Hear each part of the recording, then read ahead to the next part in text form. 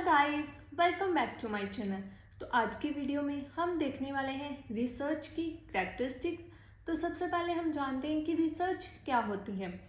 So what is research? Research का meaning है it is a systematic, logical and unbiased process. अब research क्या है? ये एक systematic, logical and unbiased process है कि एक सिस्टम में चलती है, हमारे पास लॉजिक होना चाहिए और ये एक अनबायस्ड प्रोसेस है, इसमें कोई भी बायसनेस नहीं होती। यहाँ पर क्या किया जाता है कि हाइपोथेसिस का वेरिफिकेशन किया जाता है कि जो हमारे माइंड में एक टेंटेटिव स्टेटमेंट है, जहाँ हमारे माइंड में कोई रिसर्च क्वेश्चन है, जो हम हाइपोथेसिस बनाते हैं उनको वेरीफाई किया जाता है, डाटा का एनालिसिस किया जाता है, इंटरप्रिटेशंस निकाली जाती है उस डाटा से, और जहाँ पर प्रिंसिपल्स बनाए जाते हैं, कोई थ्योरी बिल्ड की जाती है और प्रिंसिपल्स बनाए जाते हैं। So wearing verification of hypothesis, data analysis, interpretation and formation of principles can be done.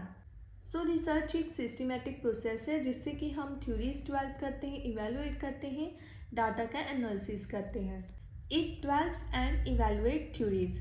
It is design to be unbiased and objective. अब हम रिसर्च की कैरेक्टरिस्टिक्स को देखते हैं। तो सबसे पहले ऑब्जेक्टिविटी, कि रिसर्च इज़ विदाउट एनी बायस, कि रिसर्च में कोई भी बायसनेस नहीं होनी चाहिए, रिसर्चर का कोई भी अपना पर्सपेक्टिव नहीं होना चाहिए। जो डाटा कलेक्ट किया गया है, जहाँ जो उससे कंक्लूज़न निकल कर आ रहा है, अपने सैम्पल कलेक्शन में बायसनेस नहीं होनी चाहिए। तो research is without any bias. Objectivity का मीनिंग क्या है? रिसर्च इज़ विदाउट एनी बायस।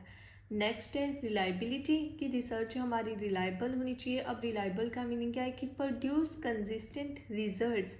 हम जितनी बार भी अपने डाटा को एनालाइज करें, हमारे जो रिज़ल्ट है वो सेम आने चाहिए। या फिर हम कोई एक्सपेरिमेंटल रिसर्च करें, हम जितनी बार भी उस एक्सपेरिमेंट को दोहराते हैं तो हमारे रिज़ल्ट कंसिस्टेंट होना चाहिए, प्रोड्यूस सेम रिज़ल्ट आना चाहिए। तो रिसर्च हमारी रिलायबल होनी चाहिए। नेक्स्ट है वैलिडिटी। वैलिडिटी क्या है? Accuracy of procedures, research instrument free from any systematic error. Validity का मीनिंग है कि जब हम रिसर्च करते हैं तो हमारे जो प्रोसीजर हैं, इंस्ट्रूमेंट जो हम यूज़ कर रहे हैं वो एक्यूरेट होनी चाहिए, सही होने चाहिए, और रिसर्च किसी भी सिस्टमैटिक एरर से फ्री होनी चाहिए, कोई भी एरर नहीं आना चाहिए हमारी रिसर्च के दौरान। Accuracy is related to validity. जब भी हमारी रिसर्च वैलिड होगी तो वो डेफिनेटली ही एक्यूरेट होगी। तो accuracy is related to validity. Next है क्रेडिबिलिटी। क्रेडिबिलिटी का मीनिंग है कि use best source of information, कि हमारी रिसर्च क्रेडिबल होनी चाहिए, इसमें जो भी इंफॉर्मेशन का यूज़ किया गया है वो बेस्ट सोर्स से होना चाहिए। Next generalizability, research findings can be applied to a larger population. अब हम जब भी रिसर्च की बात करते हैं तो हम बहुत देखते हैं कि ये जनरलाइज होनी चाहिए। जनरलाइजेबल का मीनिंग क्या है? कि जो भी हमने रिसर्च फाइंडिंग्स है, हमारी जो भी हम रिसर्च कर रहे हैं वो हमारी रिसर्च एप्लीकेबल होनी चाहिए, रियल लाइफ इन्वायरमेंट पर भी, लार्जर पॉपुलेशन पर अप्लाई की जानी चाहिए। नेक्स्ट है एम्पिरिकल रिसर्च।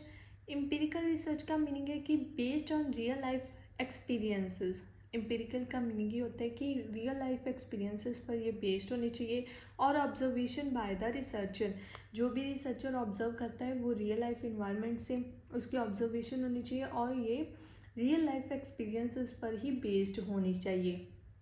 तभी हम इस रिसर्च को क्या कर सकेंगे? जनरलाइज कर सकेंगे, लार्जर पॉपुलेशन पर, लाइफ इन्वायरमेंट पर अप्लाई करके देख सकेंगे। तो हमारी रिसर्च एम्पिरिकल होनी चाहिए, रियल लाइफ एक्सपीरियंसेस पर बेस होनी चाहिए। नेक्स्ट है सिस्टमैटिक। अब रिसर्च सिस्टमैटिक होनी चाहिए। Each research should follow a definite procedure, एक डेफिनेट प्रोसीजर फॉलो करना चाहिए, सिस्टम में रिसर्च की जानी चाहिए। कंट्रोल फैक्टर, कुछ फैक्टर ऐसे होते हैं जिन्हें कंट्रोल रखना पड़ता है अपनी रिसर्च के दौरान, सो कंट्रोल फैक्टर्स का भी ध्यान रखना चाहिए। Cyclical, research starts with a problem and ends with a problem. अब रिसर्च साइक्लिक क्यों कहा जाता है इसे? क्योंकि जो रिसर्च है वो एक प्रॉब्लम के साथ स्टार्ट होती है। अब नेक्स्ट वीडियो में हम स्टेप्स ऑफ रिसर्च में देखेंगे, हमें हम देखेंगे कि रिसर्च कैसे स्टार्ट होती है, कैसे। तो यहाँ पर साइक्लिकल कहा गया है, साइक्लिकल कहा गया है कि research start with the problem and ends with the problem, और ये ख़त्म भी एक प्रॉब्लम के साथ ही होती है। हो सकता है कि जिस जिस क्वेश्चन का हमने आंसर ढूंढा है, जो प्रॉब्लम के साथ हमने रिसर्च शुरू की थी, जहाँ पर हमने एंड की है, वहीं से कोई और रिसर्च करेगा। हो सकता है कि जो आपने सोल्यूशन निकाला है वो किसी और के लिए उसमें कोई प्रॉब्लम उसे दिख रही हो। तो रिसर्च एक साइकिल प्रोसेस में चलती ही रहती है, जो स्टार्ट होती है एक प्रॉब्लम के साथ और ये एंड भी प्रॉब्लम के साथ ही होती है। Logical, guided by the rules of logical reasoning. हमारी रिसर्च लॉजिकल होनी चाहिए, इसमें लॉजिकल रीजनिंग के रूल्स यूज़ किए जाने चाहिए। क्रिटिकल, तो critical analysis is a very important feature की रिसर्च में किया है। क्रिटिकल एनालिसिस जाता है, डीप एनालिसिस किया जाता है ताकि हमें बेस्ट रिजल्ट मिले। तो ये हमारी रिसर्च की कुछ फीचर्स थी कि हमारी रिसर्च एक्यूरेट होनी चाहिए, वैलिड होनी चाहिए, रिलायबल होनी चाहिए और एप्लीकेबल होनी चाहिए लार्जर पॉपुलेशन पर, रियल लाइफ एक्सपीरियंसेस के बेसिस पर होनी चाहिए ऑब्जर्वेशन। तो हमें रिसर्च कंडक्ट करते समय इन सभी फीचर्स का ध्यान रखना पड़ता है। नेक्स्ट यहाँ पर साइंटिफिक मेथड की कैरेक्टरिस्टिक्स लिखी गई है कि जब हम रिसर्च में साइंटिफिक मेथड का यूज़ करते हैं तो तब हम किन बातों का ध्यान रखना पड़ता है। तो वो कुछ फीचर्स हैं, इन्हें भी देख लेते हैं। कई बार ऐसे वर्ड एग्जाम में देखने को मिलते हैं। जैसे फर्स्ट है रेप्लिकेबिलिटी। अब जी रेप्लिकेबिलिटी क्या है? रेप्लिकेट और repeat a scientific study and obtain similar result. अब मीनिंग सेम ही है, इसमें साइंटिफिक मेथड में क्या है कि वर्ड चेंज किया गया है। रेप्लिकेट की जो भी हम साइंटिफिक स्टडी कर रहे हैं उसे रेप्लिकेट करने पर जब हम दोबारा करते हैं, उसे रिपीट करते हैं, तो हमें सिमिलर रिजल्ट ही ऑब्टेन होने चाहिए। तो रेप्लिकेबिलिटी कि हमारी जो साइंटिफिक स्टडी रिसर्च है वो रेप्लिकेबल होनी चाहिए। नेक्स्ट है precision, theoretical concepts that are to be defined precisely. कि हमारे जो थ्योरेटिकल कॉन्सेप्ट है हमें उन्हें प्रिसाइजली डिफाइन करना चाहिए, बहुत ही प्रिसाइज वे में और लॉजिकल वे में हमें उसे डिफाइन करना चाहिए। तो हमारी जो रिसर्च है वो प्रिसाइज होनी चाहिए। नेक्स्ट वर्ड है फाल्सीफाइबिलिटी। अब फाल्सीफाइबिलिटी क्या है?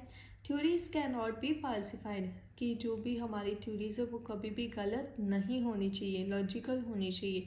नेक्स्ट है पार्सिमोनी और एक वर्ड है ऑक्यूम्स रेजर। ऑक्यूम्स रेजर, अब इसका क्या मीनिंग है इन दोनों का?